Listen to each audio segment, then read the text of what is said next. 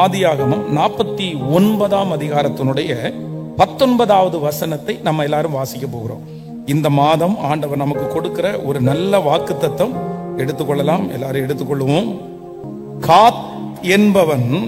காத்து என்பவன் மேல் ராணுவ கூட்டம் பாய்ந்து விழும், அவனோ முடிவிலே அதன் மேல் பாய்ந்து விழுவான். இன்னொரு விஷயம் கூட வாசிக்கலாம்.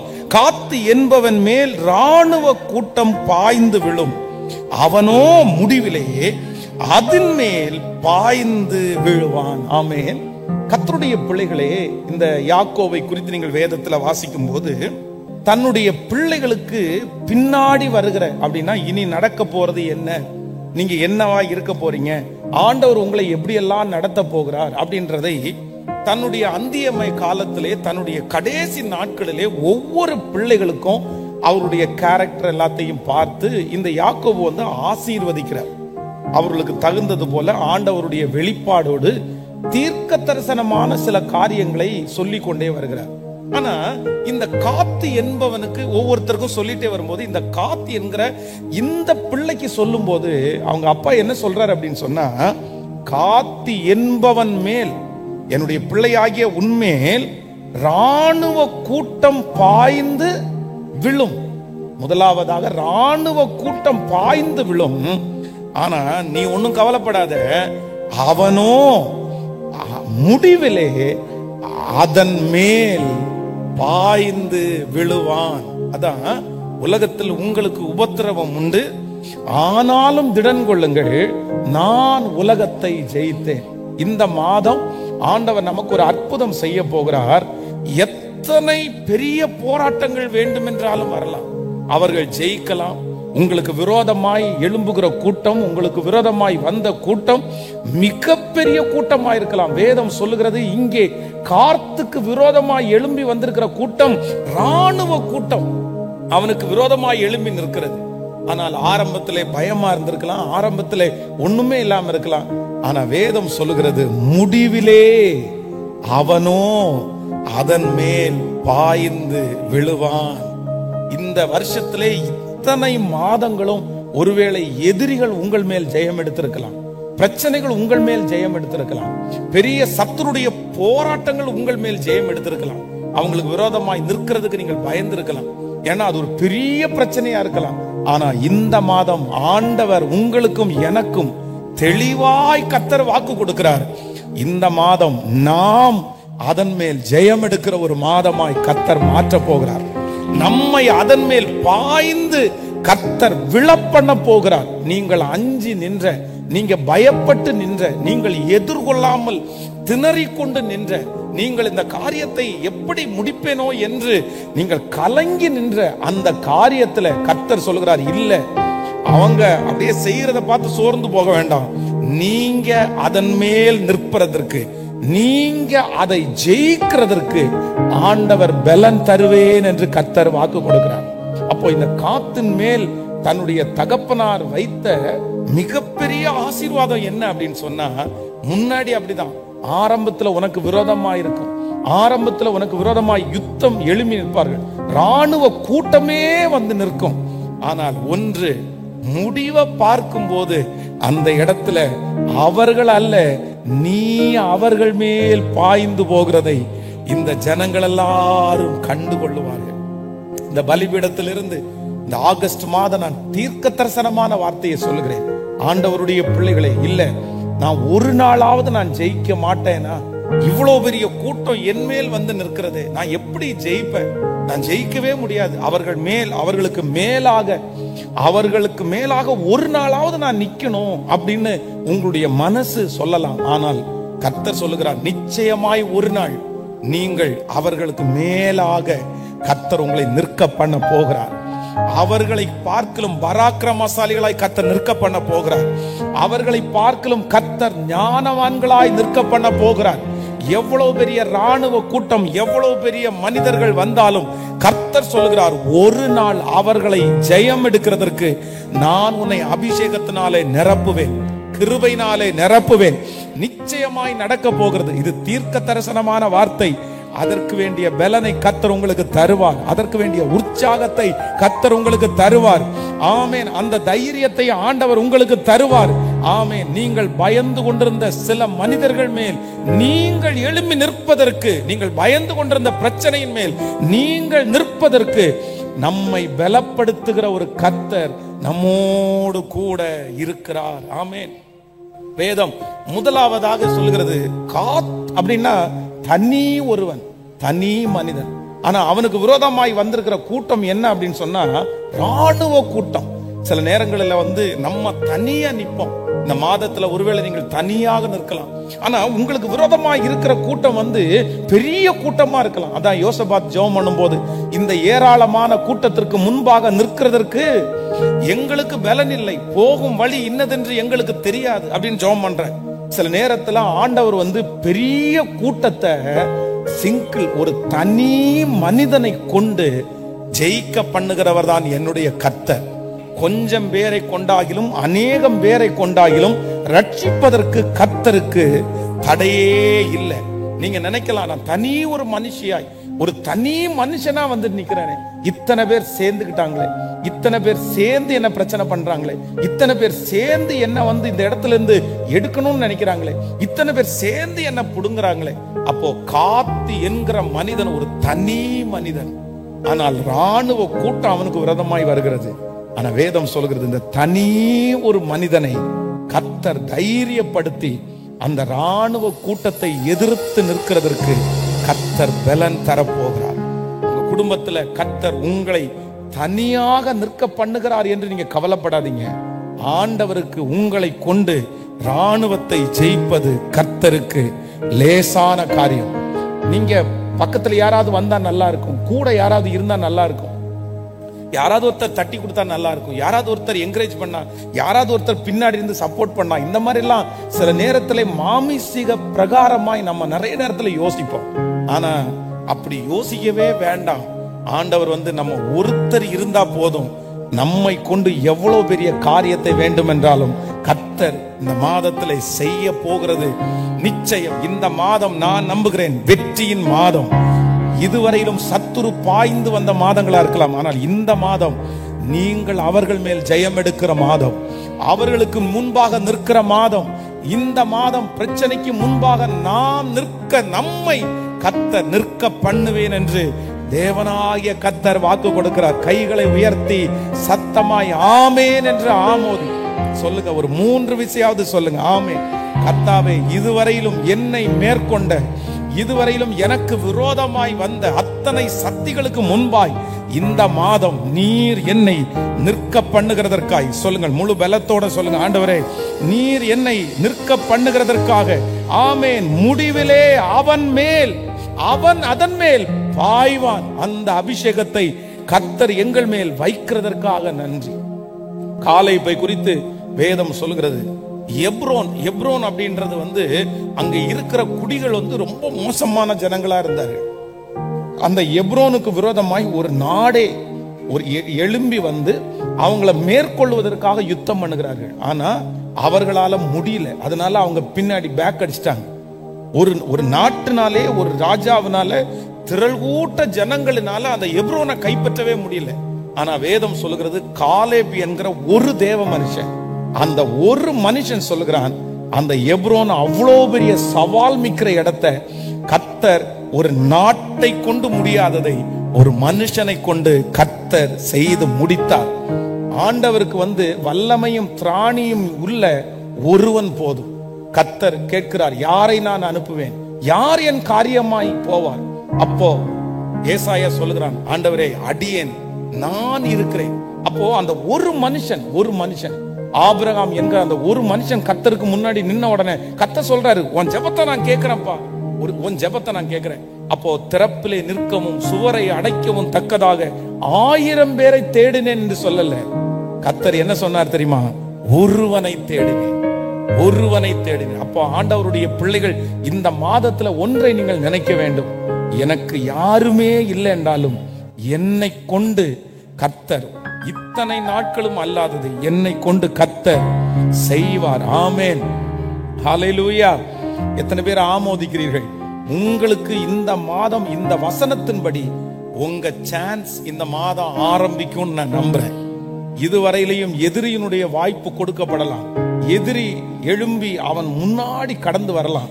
எப்பவுமே பாத்தீங்க அப்படின்னு சொன்னா 2 கூட்டத்துக்கு விரோதமான யுத்தம் நடக்கும்போது இவங்களுக்கு ஃபர்ஸ்ட் சான்ஸ். அவங்க அப்படிதான் ரொம்ப தூரம் வருவாங்க.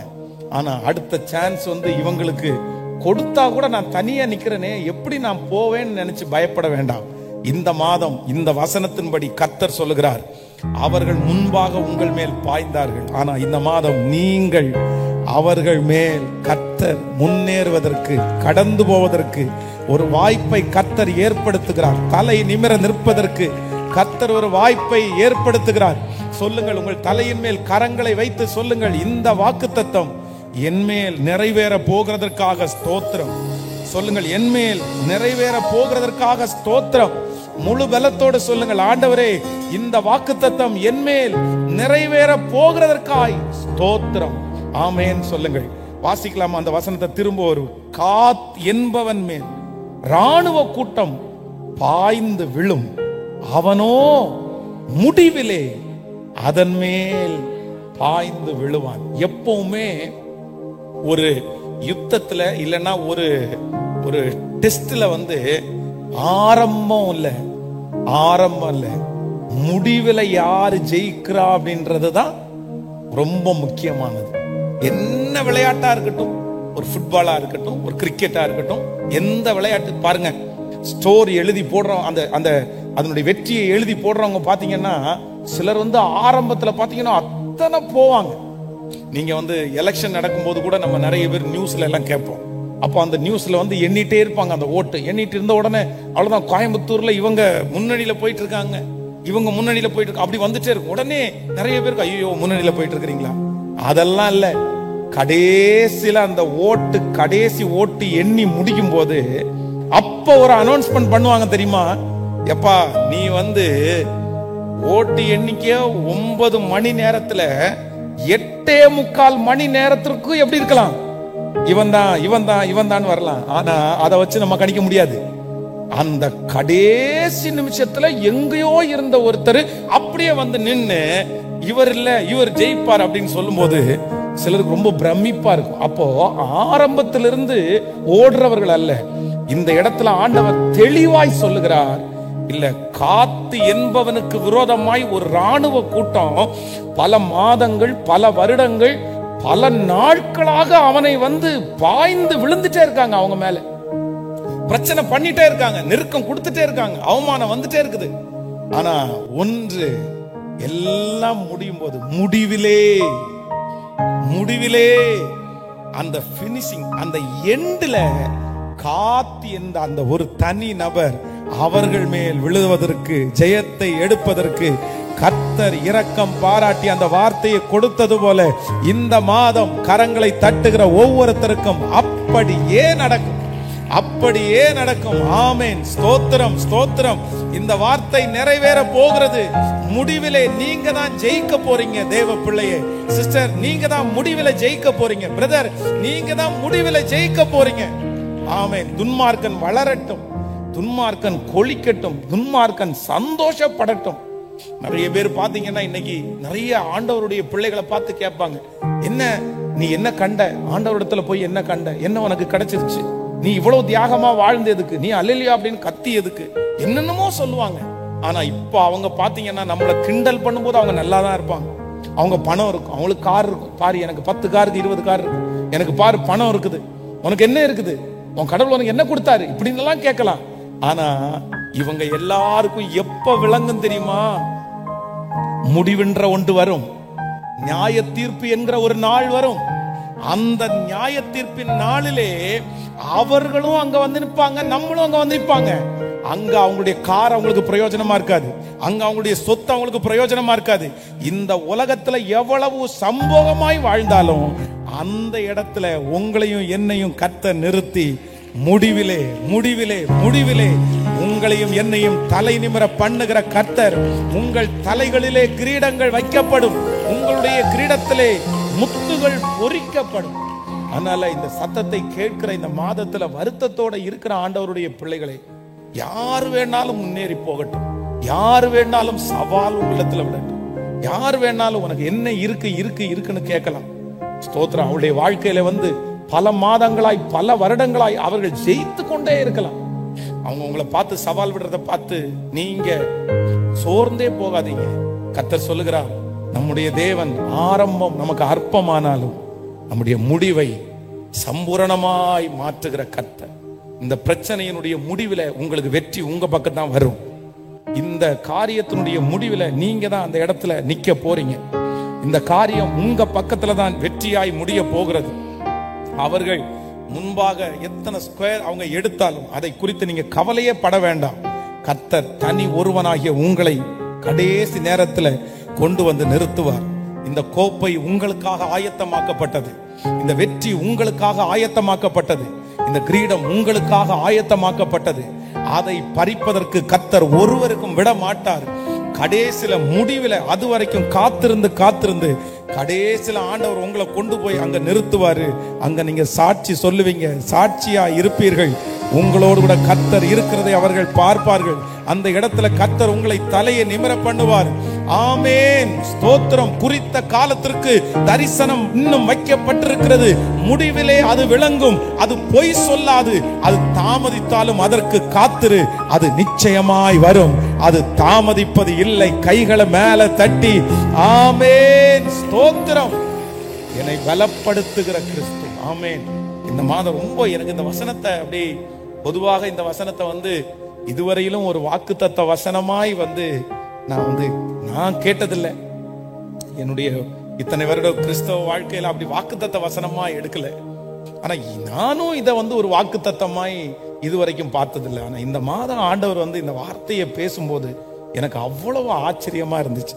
யோசேப்பை குறித்து இந்த யாக்கோபு வந்து தன்னுடைய பிள்ளைகளுடைய பலருக்கு நம்ம சொன்ன வார்த்தையை நம்ம வந்து வாக்குத்தத்தமா எடுத்திருக்கிறோம். யோசேப்புக்கு சொல்லு, யோசேப்பு கனிதரும் செடி, அவன் நீரூற்றண்டையிலுள்ள கனிதரும் செடி, அவன் கொடிகள் சுவரின் மேல் படரும். அந்த வாக்குத்தத்தெல்லாம் நம்ம வாக்குத்தத்தமா எடுத்திருக்கிறோம். ஆனா அவருக்கு ஒரு இன்னொரு பிள்ளை இருக்குது, அது காத்து.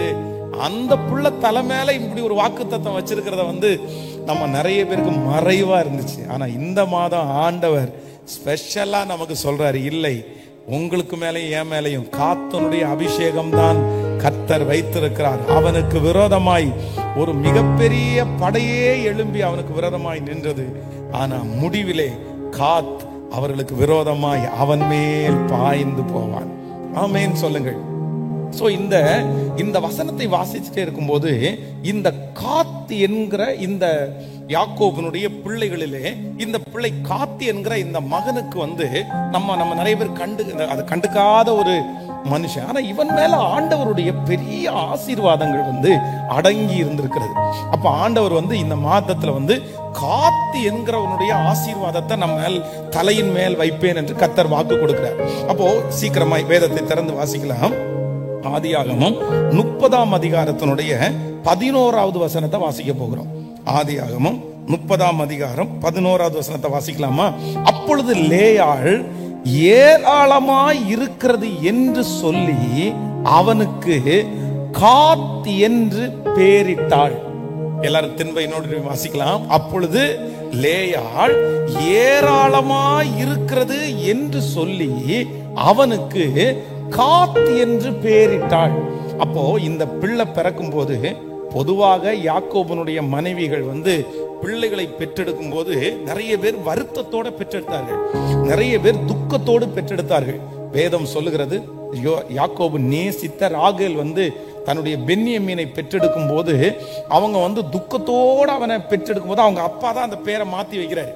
ஆனா இந்த லேயாள் வந்து தன்னுடைய இந்த காத் என்கிற இந்த பிள்ளையை பெற்றெடுக்கும் போது அவங்க சந்தோஷத்தோடு என்ன சொல்றாங்க அப்படின்னு சொன்னா, ஏராளமா இருக்கிறது என்று சொல்லி அவனுக்கு காத் என்று பெயரிட்டாள்.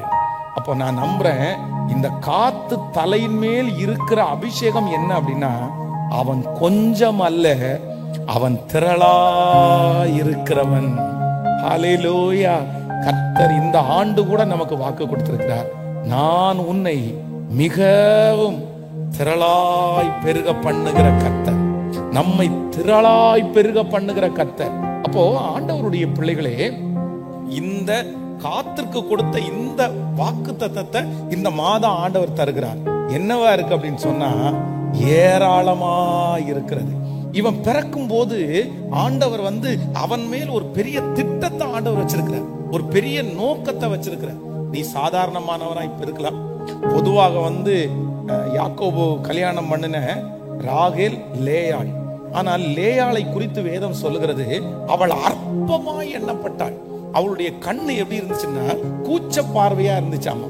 ஆனால் அற்பமாய் எண்ணப்பட்ட லேயாளை கர்த்தர் பார்த்தார். பாருங்க, அப்படி குடும்பத்துல அவங்களுக்கு அங்கீகாரம் இல்ல, பெரிய அளவுள்ளவள் அல்ல, ஒரு சாதாரணமான ஒரு பெண்மணி. யாக்கோவும் ரொம்ப பெருசா அட்ராக்ஷனா அவன் மேல நேசிக்கல. ஆக மொத்தத்துல அவர் 7 7 14 வேலை செஞ்சாலும் இந்த 14ஐயும் யாருக்காக தான் செஞ்சாரு சொல்லுங்க? ராகேலுக்காக தான் செஞ்சாரு.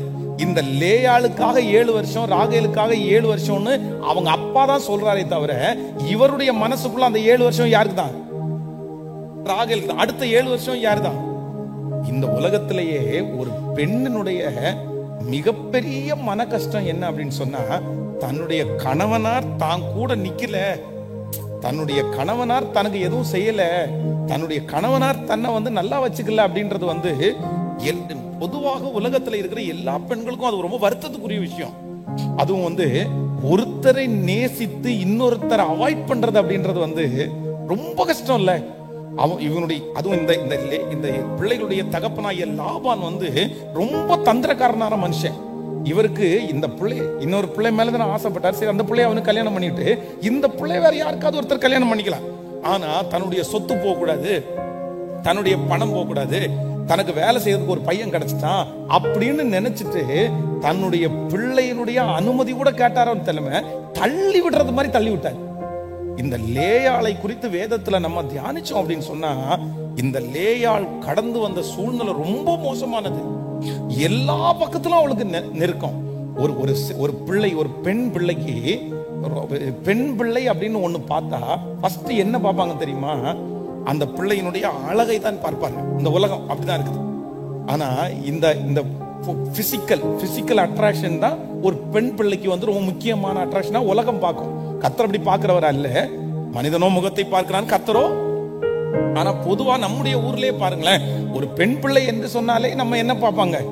அவங்களுடைய வெளி தோற்றம். ஆனா இவங்களுக்கு பிசிக்கல் அட்ராக்ஷன் இல்ல. வேதம் சொல்லுகிறது அவள் கூச்ச பார்வை. அவங்க என்ன அழகா எப்படி இருந்தாங்கன்னு தெரியல. ஆனா பட் யாக்கோபுக்கு அவளை என்ன பண்ணல, அந்த அளவுக்கு அட்ராக்ஷனா பிடிக்கல. பொதுவா மூத்த பிள்ளை தான் கல்யாணம் பண்ணணும். ஆனா இளைய பிள்ளை மேல லவ் வருது, மூத்த பிள்ளை மேல என்ன வரல. அப்போ பிசிக்கல் அட்ராக்ஷன் அவருக்கு இல்ல. முதலாவதாக தன்னுடைய சரீர ரீதியா அந்த மகள் ஒதுக்கப்பட்ட பொண்ணு. ரெண்டாவது, அவங்க அப்பா என்ன நினைக்கிறார் அப்படின்னு சொன்னா, எப்படியாவது தள்ளி விட்டா சொல்லுங்களேன், இது ரொம்ப கொடுமையான ஒன்று இல்ல. எப்படி நம்மளை ஒத்துக்க முடியும்? அவர் 7 வருஷம் அவனுடைய மருமகன் வேலை செய்யறது இன்னொரு பொண்ணுக்காக. நைட்டோட நைட்டா நீ ட்ரெஸ் சேஞ்ச் பண்ணுமா, நீ இப்ப நகை எடுத்து போடு, உன்னை கொண்டு போய் நான் கல்யாணம் பண்ணி வைக்கிறேன்னு சொன்னா எந்த பொண்ணு ஒத்துக்கும்? ஆனா இவங்களால ஒண்ணுமே பண்ண முடியாது. இவங்களால திரும்ப எடுத்து ஐயோ நான் அப்படி இல்ல, என்ன விட்டுருங்க அப்படின்னு கூட எதிர்த்து பேசுற அளவுக்கு இல்ல. இப்போ அவனுடைய தகப்பனார் கொண்டு விருப்பமே இல்லாத, யாருன்னே தெரியாத, இது என்னுடைய அந்த பொண்ணு நினைச்சு நிக்கிற அந்த பையன் இடத்துல கொண்டு போய் இரவுல விடுற.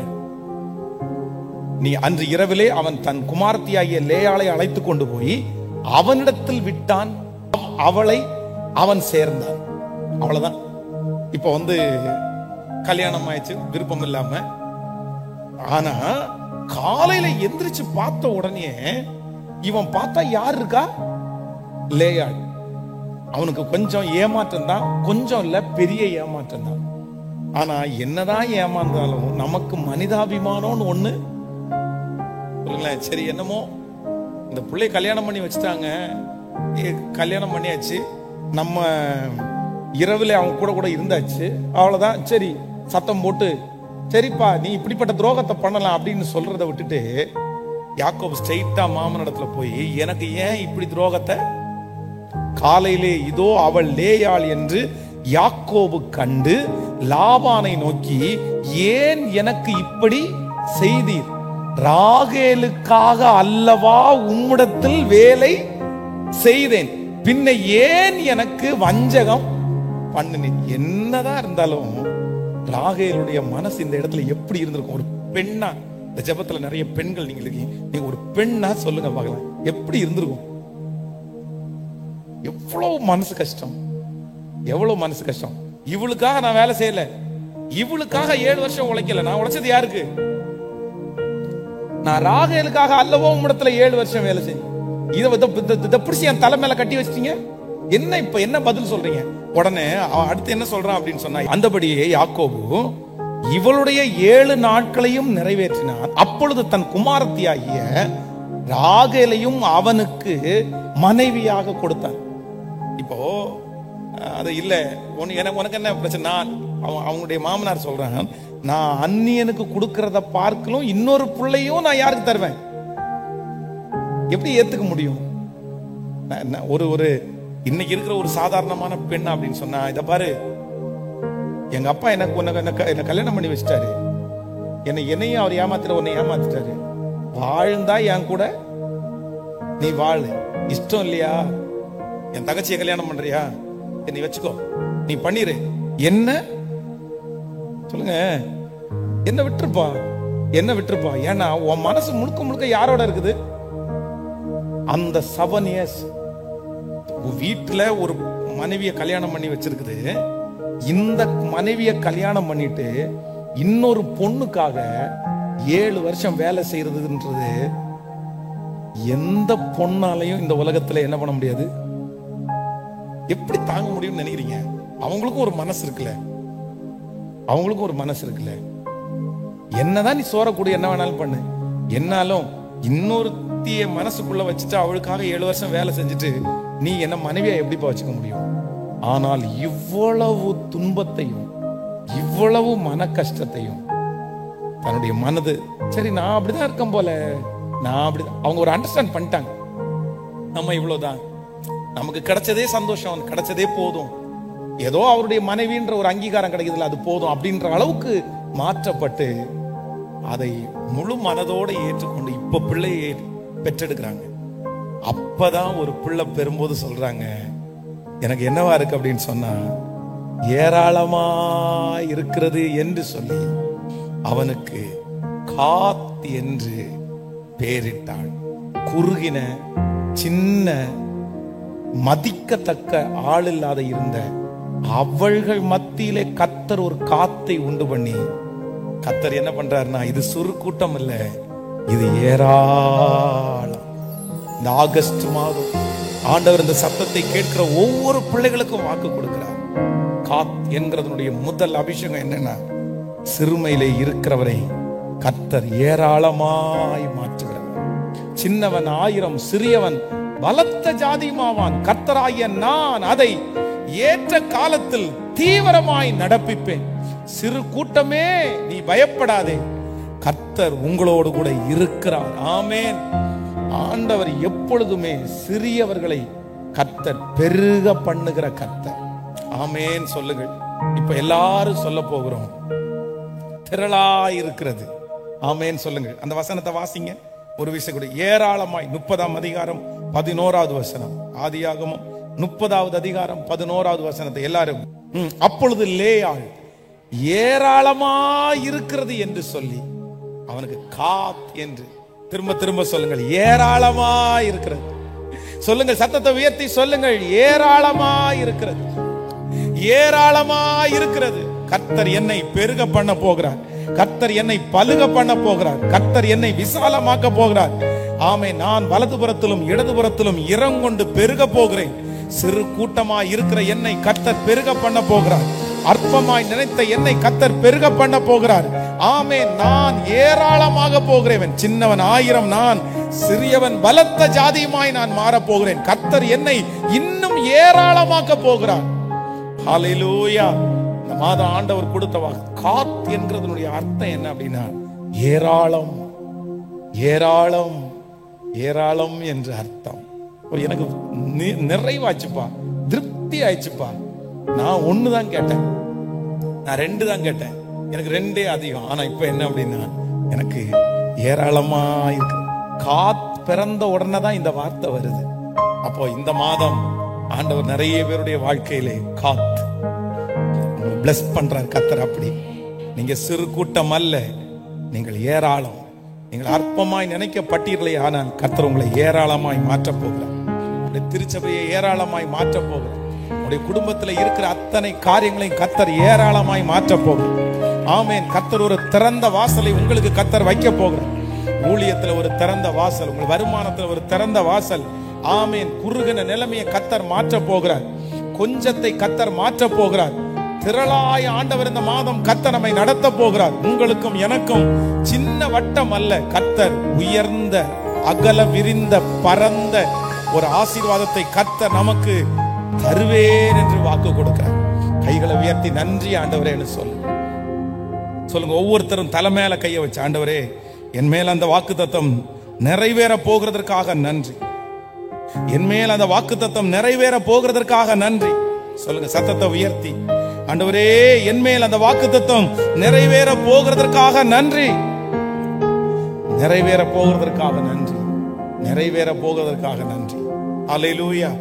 நம்பர் 1, இந்த மாதம் கர்த்தர் கொடுத்த முதல் வாக்குத்தத்தம் என்னன்னா, தனியா இருக்கிற உங்களை கொண்டு கர்த்தர் வெற்றியை தரப்போகிறார். முதல் ஆசீர்வாதம்.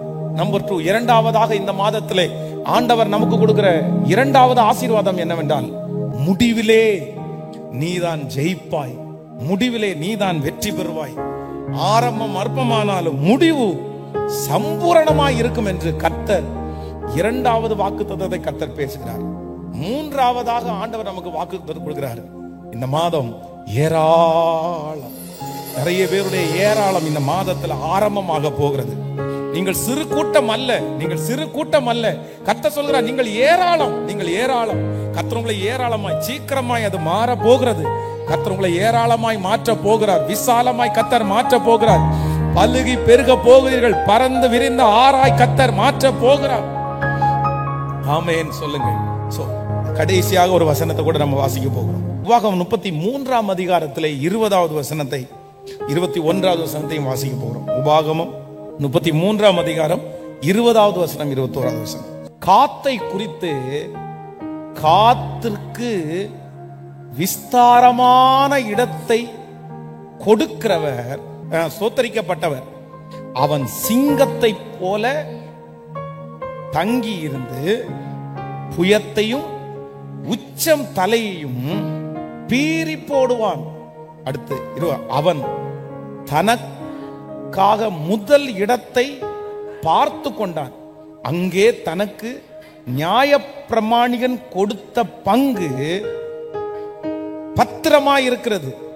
ஆனாலும் அவன் ஜனத்தின் முன்னணியில் வந்து மற்ற இஸ்ரவேலருடனே கர்த்தரின் நீதியையும் அவருடைய நியாயங்களையும் நடப்பிப்பான் என்றார். ஒரு விஷயம் கூட 2 வசனத்தையும் வாசிங்க. காத்துக்கு தலைமையில இருக்கிற ஆசீர்வாதத்தை பாருங்களேன். 20 காத்தை குறித்து, காத்துக்கு விஸ்தாரமான இடத்தை கொடுக்கிறவர் ஸ்தோத்தரிக்கப்படத்தக்கவர். சொல்லுங்க எல்லாருமே, நான் தான் காத்து. என் தலைமையில அந்த ஆசீர்வாதம் இருக்குது. உங்க பிள்ளைங்க தான் காத்து. இந்த மாதம் சொல்லுகிறது, கர்த்தர் யாருடைய அபிஷேகத்தை நம்ம தலைமையில வைக்கிறாரு? நம்முடைய குடும்பத்தின் மேல யாருடைய அபிஷேகத்தை வைக்கிறாரு? யாக்கோபுடைய பிள்ளையாகிய காத்துனுடைய அபிஷேகத்தை நம்ம மேல வச்சிருக்கிறாரு. சோ காத்துனுடைய முதல் அபிஷேகம் ஃபர்ஸ்ட், நம்பர் 1. முதலாவதாக நான் சொன்னேன், காத்துக்கு ஆண்டவர் செஞ்ச முதல், அவன் தனியாய் நின்று கர்த்தர் அவனை ஜெயிக்க பண்ண போகிறார்.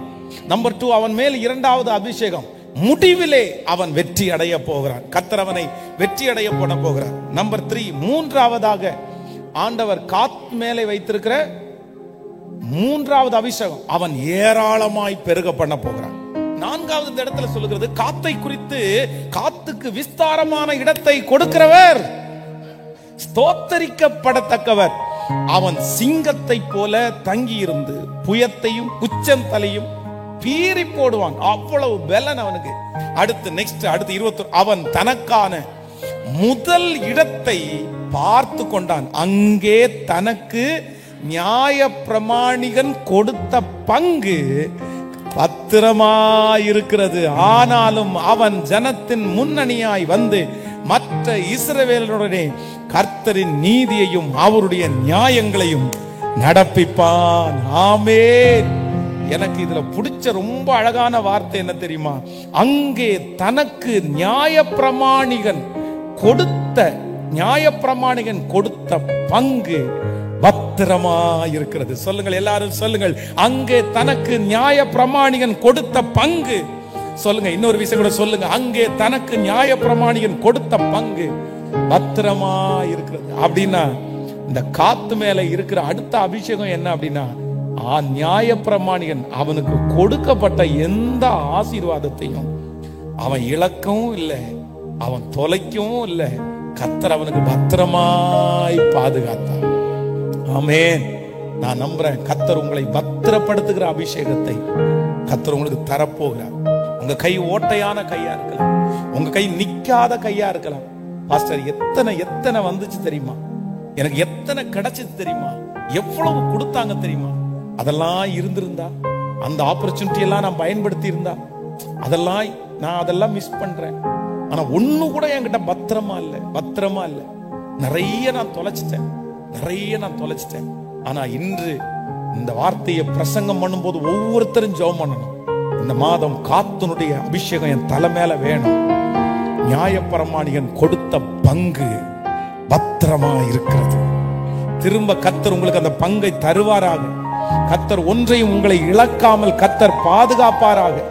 இனி உங்களுடைய கைகள் ஓட்டையான கைகளாய் மாறப்போவதில்லை. கர்த்தர் கைகளில் இருக்கிற பொத்தல்களை கர்த்தர் மாற்ற போவாராக. உங்களுக்கு கொடுக்கிற வாய்ப்புகளை எல்லாம் நீங்கள் பயன்படுத்த போகிறீர்கள். கர்த்தர் அந்த வாய்ப்புகளை எல்லாம் உங்களுக்கு ஆசீர்வதித்து கர்த்தர் தரப்போகிறார். ஆமென். இனி உங்களுடைய வாழ்க்கையில நீங்கள் ஒன்றையும் தொலைப்பதில்லை. உங்களுடைய கணவனாரை நீங்கள் தொலைக்க மாட்டீர்கள், உங்கள் மனைவியை நீங்கள் தொலைக்க மாட்டீர்கள், உங்களுடைய பிள்ளைகளை நீங்கள் இனி தொலைக்க போவது இல்லை. ஆமென். தொலைந்து போனதை தேடவும் ரட்சிக்கவும் வந்த கர்த்தர் உங்களை, ஹalleluya, உங்களுடைய கையிலிருந்து ஒன்றையும் கர்த்தர் தொலைய பண்ணுவது இல்லை. கர்த்தர் பத்திரப்படுத்துகிற ஒரு அபிஷேகத்தை நம்ம எல்லாருடைய தலையின் மேலையும் கர்த்தர் வைக்க போறார். உங்களுடைய தலையின் மேலையும் கர்த்தர் வைக்க போறாரு. எத்தனை பேர் ஆமோதிக்கிறீர்கள்? கைகளை உயர்த்தி ஒரு ஹalleluya சொல்லலாம். ஆமென். இந்த மாதம் ஆண்டவர் கொடுத்த வார்த்தை ரொம்ப அழகான வார்த்தை. ஆமென். கர்த்தர் எவ்வளவு நல்லவர். வாசிங்க, அந்த வசனத்தை வாசிங்க பார்க்கலாம். கர்த்தர் இந்த மாதம் கொடுத்த வாக்குத்தத்தத்தை எல்லாரும் எடுக்க போகிறோம். ஆமென். கர்த்தர் பெரியவர். காத்து என்பவன் மேல் ராணுவ கூட்டம் பாய்ந்து விழும், அவனோ முடிவிலே அதன் மேல் பாய்ந்து விழுவான். ஆமென். சொல்லுங்கள் பார்க்கலாம். எல்லாரும் அப்படியே எழும்பி நிற்கலாம். ஆண்டவரே, இந்த அபிஷேகம் என் மேல் வைக்கப்படும். இந்த மாதம் ஒரு ஜெபிக்கிற ஒரு மாதம். இந்த பாயிண்ட்ஸ் எல்லாம் வச்சு நீங்க ஜெபம் பண்ணணும். ஒவ்வொருத்தரும் வைத்து ஜெபம் பண்ணணும். ஆண்டவரே, இந்த அபிஷேகத்தை என் தலையின் மேல், அன்றைக்கு யாக்கோபு தன்னுடைய பிள்ளைகளை எல்லாம் கூட்டிட்டு விட்டு அவங்க தலை மேல அந்த பிளஸிங் கொடுத்தது போல, பரமராஜாவாகிய கர்த்தர் எங்களை எல்லாரையும் ஒன்று சேர்த்து உங்க ஜெப அறையிலே கொண்டு வந்து, உங்க பிரசன்னத்துக்குள்ள கொண்டு வந்து என் தலை மேல கைய வச்சு, காத்து என்பவன் மேல் ராணுவ கூட்டம் பாய்ந்து விழுந்தாலும் அவனோ முடிவிலே அதன் மேல் பாய்ந்து விழுவான். இந்த அபிஷேகத்தை என் தலையின் மேல் நீ வைக்க போகிறதற்காய் சத்தமா எல்லாரும் ஜெபம் பண்ணி, நன்றியப்பா, நன்றியப்பா, நன்றியப்பா, நன்றியப்பா, ஸ்தோத்திரம். இந்த வார்த்தை என் தலையின் மேல் நடக்க போகிறதற்காக ஸ்தோத்திரம். சொல்லுங்கள், நடக்க போகிறதற்காக நன்றி, நடக்க போகிறதற்காக நன்றி.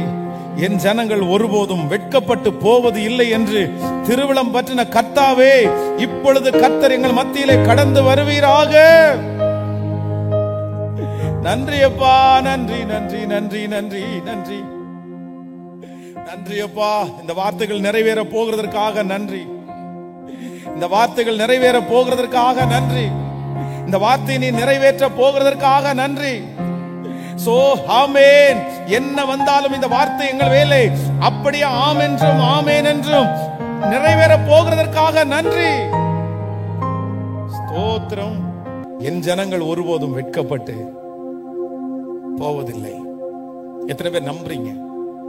சொல்லுங்க பார்க்கலாம். இந்த மாதம் ஆண்டவர் நமக்கு கொடுக்கிற வாக்குத்தத்தம் நம்பர் 1, முதலாவதாக கர்த்தர் நம்மை தனியே ஏராளமான பேர் செய்ததை, கூட்டமாய் செய்ததை, உங்களுக்கு விரோதமா 1000 பேர் 10000 பேர் எழும்பினாலும் ஆண்டவர் சொல்கிறார், உங்க ஒரே ஒருத்தரை கொண்டு எப்படி காத் என்கிற அந்த ஒரு மனுஷனை கொண்டு ஏராளமான ராணுவ வீரர்களை கர்த்தர் அளித்தாரோ, அதே போல இந்த மாதம் கர்த்தர் வாக்கு கொடுக்கிறார். காத் என்பவன் மேல் ராணுவ கூட்டம் பாய்ந்து விழுந்தாலும் அவனோ முடிவிலே அவர்கள் மேல் பாய்ந்து விழுவான். அது அவர்களை குறித்து அவர்கள் என்று சொல்லப்பட்டிருக்கிறது, ஆன காத்தை குறித்து அவன் என்று சொல்லப்பட்டிருக்கிறது. கர்த்தர் வாக்கு கொடுக்கிறார், ஏராளமான கூட்டத்தை பார்த்து பயப்படாதே, நான் உன்னோடு கூட இருந்து உன்னை தைரியப்படுத்தி நீ ஒரே மனுஷனை முறியடிக்கிறது போல மீதியானியரை முறியடிப்பாய். கர்த்தர் இங்க இருக்கிற நிறைய பேரை தனியாக, கர்த்தர் தனியா, உங்களுக்கு யாரும் இல்லைனாலும் பரவாயில்ல, யாருமே இல்லைனாலும் பரவாயில்ல, யாருமே வேண்டாம், யாருமே நிக்காததை குறித்து சோர்ந்தே போகாதீங்க. கர்த்தர் சொல்லுகிறார், உன்னை கொண்டு நான் செய்வேன், உன் பிள்ளையை கொண்டு செய்வேன். தனியா நிற்கிற உன் பிள்ளையை கொண்டு நான் செய்வேன், தனியா நிற்கிற கணவனாரை கொண்டு நான் செய்வேன், தனியா நிற்கிற அந்த மகனை மகளை கொண்டு செய்வேன், செய்வேன், செய்வேன். ஆமென். நம்பர் 2, இரண்டாவதாக கர்த்தர் நம்ம தலைமையில இந்த ஆகஸ்ட் மாதம் வைத்த இரண்டாவது மிகப்பெரிய வாக்குத்தத்தம் என்ன அப்படின்னு சொன்னா, இல்ல உன்னை முடிவிலே முடிவிலே முடிவிலே, ஆரம்பத்துல திரளான பேர் அவன் மேல் பாய்ந்தார்கள், அவ்வளவுதான். ஆனா முடிவிலே யார் ஜெயித்தா அப்படின்னு சொன்னா, முடிவிலே காத்து அவர்கள் மேல் பாய்ந்தான். ஆண்டவர் சொல்லுகிறார், இந்த காரியத்தினுடைய முடிவு ஜெயம் உங்க பக்கம்தான், வெற்றி உங்க பக்கம்தான். இந்த பிரச்சனையினுடைய முடிவுல நீங்க தான் ஜெயிக்க போறீங்க. இந்த கேஸினுடைய முடிவுல கர்த்தர் உங்களை தான் ஜெயிக்க பண்ண போகிறார். இந்த பிரச்சனையினுடைய முடிவுல கர்த்தர் உங்களை தான் ஜெயிக்க பண்ண போகிறார். இந்த பரீட்சையினுடைய முடிவுல கர்த்தர் இந்த மாதம் வாக்கு கொடுக்கிறார், உங்களையும் என்னையும் ஆண்டவர் ஜெயிக்க பண்ண போகிறார். கைகளை அசைத்து ஹalleluya. நம்பர் 3, மூன்றாவது, இந்த ஆகஸ்ட் மாதம் கர்த்தர் கொடுக்கிற மூன்றாவது வாக்குத்தத்தம், காத் ஏராளம், இனி எனக்கு ஏராளமாகிறது என்று சொல்லி அவள் அந்த மனுஷனுக்கு காத் என்று அந்த பிள்ளைக்கு பெயரிட்டாள். கர்த்தர் சொல்லுகிறார், சின்னதா இருக்கிற, குட்டியா இருக்கிற, ஒதுக்கப்பட்டு இருக்கிற, தனியா இருக்கிற, புறக்கணிக்கப்பட்ட உங்களை நான் மிகவும் திரளாய் பெருக பண்ணுவேன். உங்கள் மேலும் என் மேலும் சின்ன அபிஷேகம் அல்ல, ஏராளம். மகனே நீ ஒரு ஏராளம், மகளே நீ ஒரு ஏராளம். உங்களுடைய குடும்பம் ஏராளம், உங்களுடைய ஊழியம் ஏராளம், உங்களுடைய வருமானம் ஏராளம், உங்களுடைய உயர்வு ஏராளம். கர்த்தர் உங்களை ஒன்றுக்கு அழைத்தவர் அல்ல, நீ ஏராளமான ஜனங்களுக்கு தலைவன் ஆவாய், நீ ஏராளமான ஜனங்களுக்கு தாயாவாய். கர்த்தர் வலதுபுறத்திலும் இடதுபுறத்திலும் கைகளை தட்டி இந்த மாதம் இடங்கொண்டு பெருக பண்ண போகிறார், பெருக பண்ண போகிறார். ஹalleluya. ஏராளம். சோ நம்பர் அடுத்ததாக கடைசியாய் ஆண்டவர் இந்த ஆகஸ்ட் மாதம் நமக்கு கொடுக்கிற பெரிய வாக்குத்தத்தம் என்ன அப்படின்னு சொன்னா, அங்கே தனக்கு நியாயப்பிரமாணிகன் கொடுத்த பங்கு பத்திரமா இருக்கிறது. காத்துக்கு கொடுக்கப்படுகிற அடுத்த ஆசீர்வாதம், அவன் தனக்கு கொடுத்த முதல் இடத்தை பார்த்து கொண்டான். அங்கே தனக்கு நியாயப்பிரமாணிகன் கொடுத்த பங்கு பத்திரமா இருக்கிறது. கர்த்தர் வாக்கு கொடுக்கிறார், இனி நீங்கள் ஒன்றையும் இழப்பது இல்லை, இனி நீங்கள் ஒன்றையும் இழப்பதில்லை. கர்த்தராகிய ஆண்டவர் வாக்கு கொடுக்கிறார். ஆமென். நீங்கள் இனி ஒன்றையும் இழப்பதில்லை.